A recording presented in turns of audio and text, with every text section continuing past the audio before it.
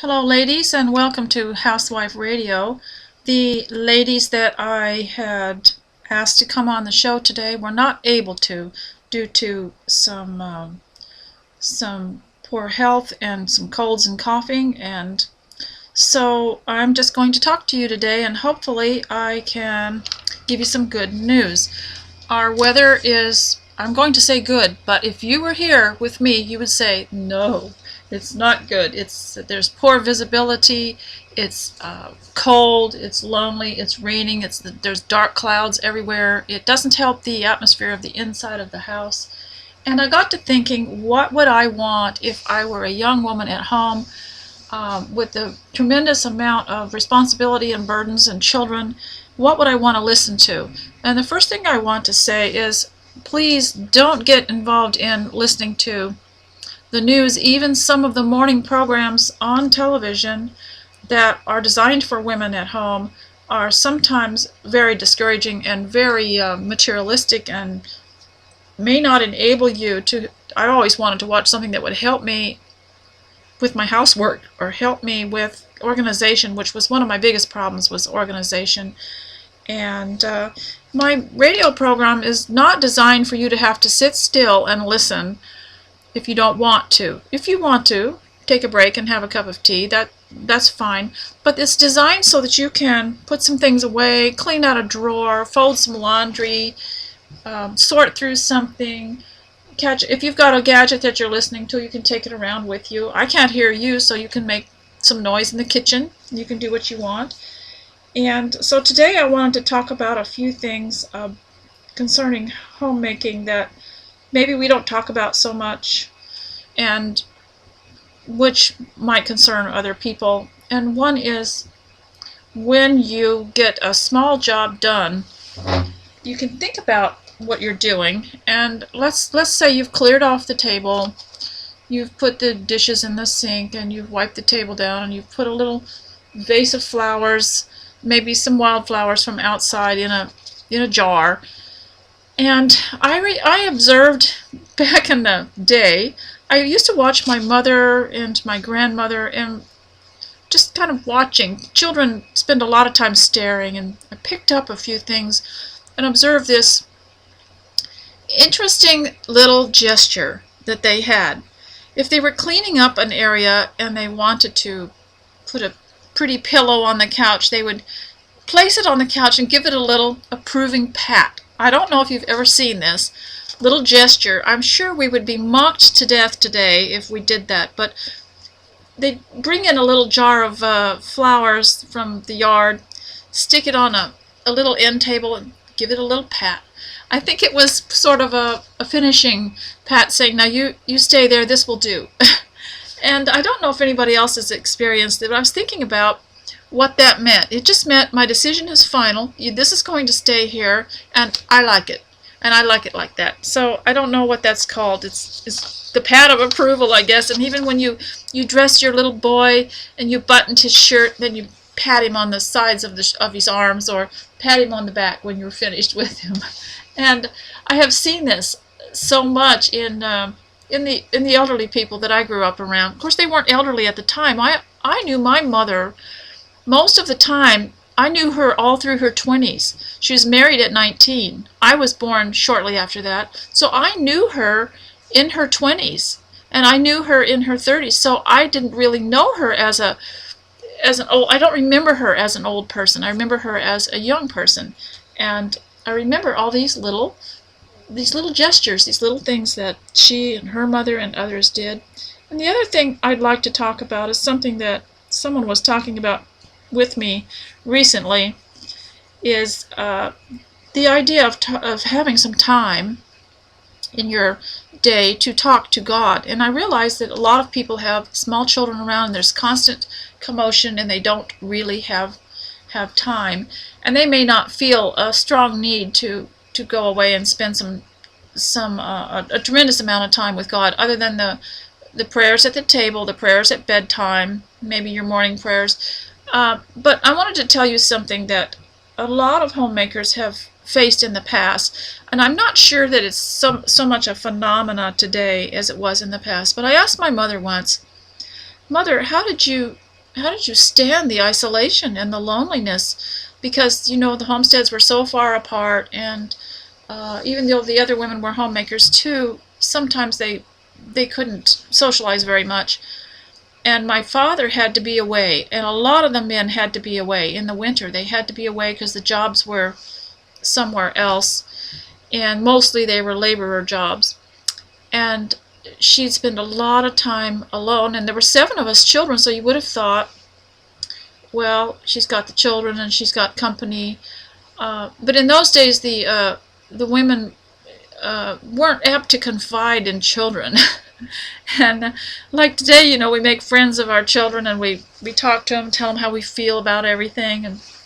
But she said it was so lonely there, and sometimes we were it was dark. Winters were dark and they were long. And she said I would go outside and I would cry till I couldn't cry another drop, and my eyes had no water left in them, and I just drained myself of all the tears I had, and I'd cry and cry. And she said, and when I finished, a wonderful feeling of peace would come over me, and after that I was okay. And I got to thinking about this, that they thought it was okay to do that. It was okay to go outside and scream and cry, but of course you didn't have neighbors, and no one could hear you. And I looked up, did a little bit of a research on the value of tears, and I found out that there were several things that were good about tears, and that was that they rid your body of a lot of toxins.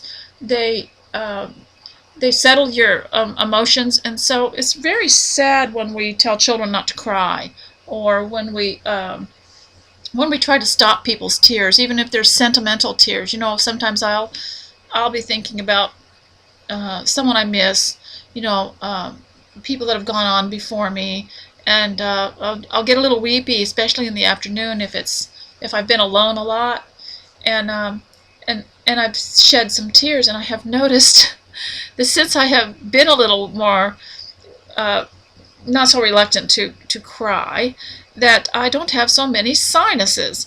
And I've heard a lot of jokes about this, on how women just need to cry more. And so I just thought I might share that with you, and also the quality time that you could spend talking to God. The Bible says to go boldly before the throne of God. You're allowed to talk to God. You're allowed to cry out your agony and your fears. You're allowed to do that. And it also says in the Bible that your prayers are a sweet savor to God, as an offering, a sweet offering. It's hard for us to imagine that. It's kind of like a figure of speech there. So I encourage you to do that and to pour out your heart to God.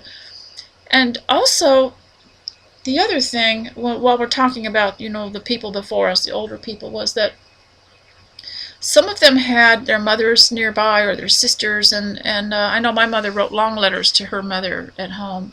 And so the men did not have to bear all the brunt of a woman's needs.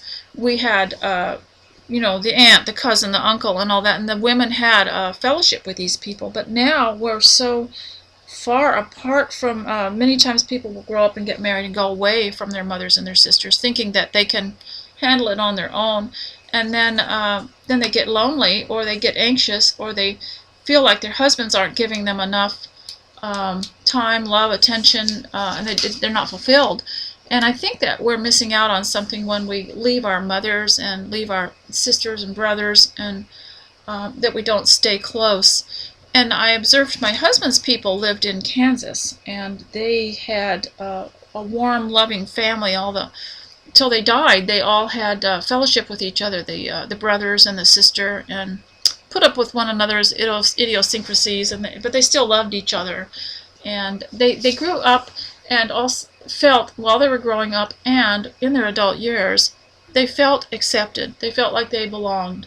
And I think that's what a lot of homemakers suffer from, is that they get isolated, and then they don't feel that anyone knows they're there. And so we want to study about this isolation, and how you can use it, and how other people are feeling it today more, mainly because our neighborhoods are so empty now.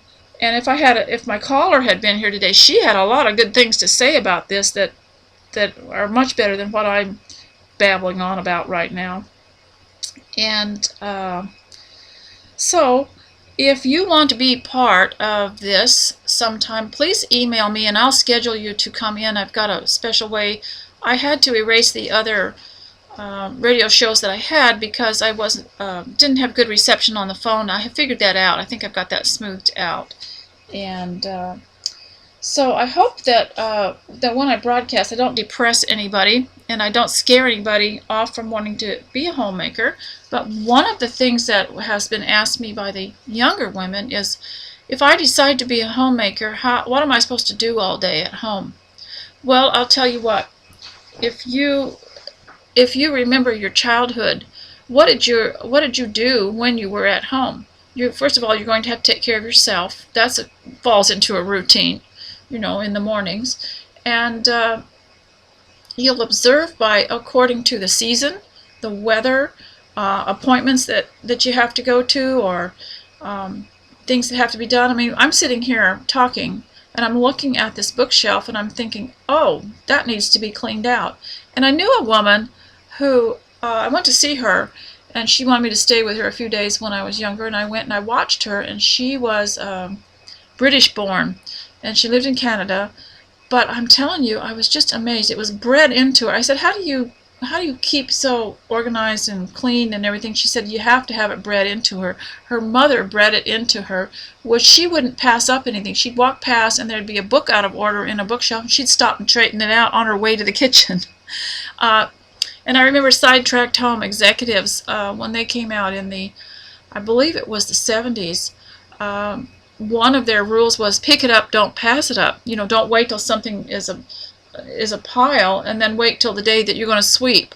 Just pick it up, don't pass it up. When you open a Band-Aid package and you put a Band-Aid on a child or on yourself, you throw it away. You throw the packaging away. And so she was automatic, and she wanted to have tea. She would say, I'm going to have tea, go sit in the living room and wait for me. And she'd bring the teapot and some cups on a tray. But before she sat down, she stacked up some magazines that were askew, and she straightened that out. And then she picked something up and threw it in the trash. And then she just was always conscious of doing this, and it didn't bother her. She didn't feel she was being obsessive, and it didn't look to me like she was. She did it with ease, and it was automatic. And so I thought that was really interesting, and you probably have a lot of things to say about that too. I think we could probably do that without being too extreme. And so for today, I am hoping that this has helped any of you who feel that you're in isolation. You know that it goes on, and it's something we don't talk about much. We might want to discuss that more in another radio program. And so for today, I hope that this has helped, or that maybe it has stimulated your thinking and you have something to say about it. So please go to my blog or stop by my email and send me a message if you want to talk about this and if you want to come on the show. So God bless you all, and thank you for listening. Bye.